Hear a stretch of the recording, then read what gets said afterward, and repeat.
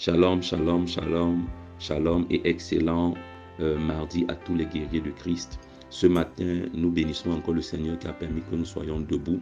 Et dans le cadre de prière lumineuse, nous allons ouvrir nos Bibles dans le livre de Actes chapitre 4, le verset 13, qui dit « Lorsqu'il vit l'assurance de Pierre et de Jean, il fut étonné, sachant que c'étaient des hommes du peuple sans instruction, et il les reconnut pour avoir été avec Jésus. » Dans cette portion des Saintes Écritures que nous venons de lire, il y a des choses qui attirent notre attention, des choses qui nous marquent.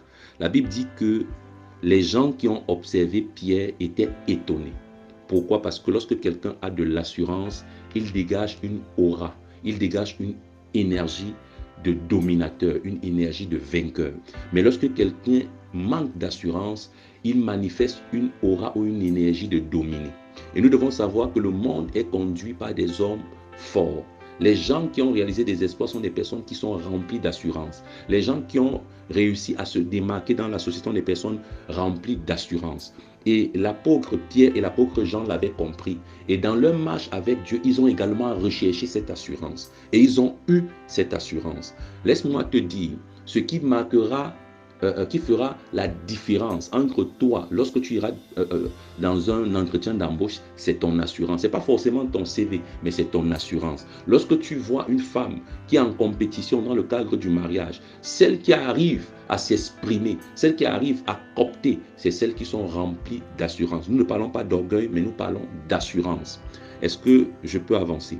Alors, il est important pour nous de savoir que l'assurance va toujours distinguer les hommes. L'assurance et l'aura sont connectés. Et toute personne qui a une aura forte aura toujours de l'assurance. Et toute personne qui a une assurance forte aura une aura qui va pouvoir influencer ceux qui sont autour d'elle. Et les personnes remplies d'assurance finissent par devenir de très bons leaders. Les personnes remplies du manque d'assurance finissent par être de très mauvais leaders et de très mauvais suiveurs, ou alors sont condamnés à rester des suiveurs. Alors on va prier ce matin.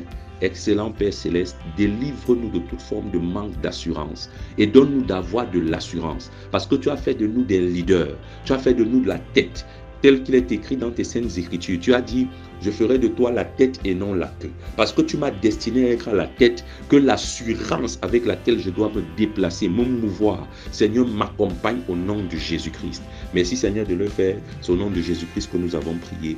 Amen. Tu es hautement béni et que le Saint-Esprit nous conduise. Shalom.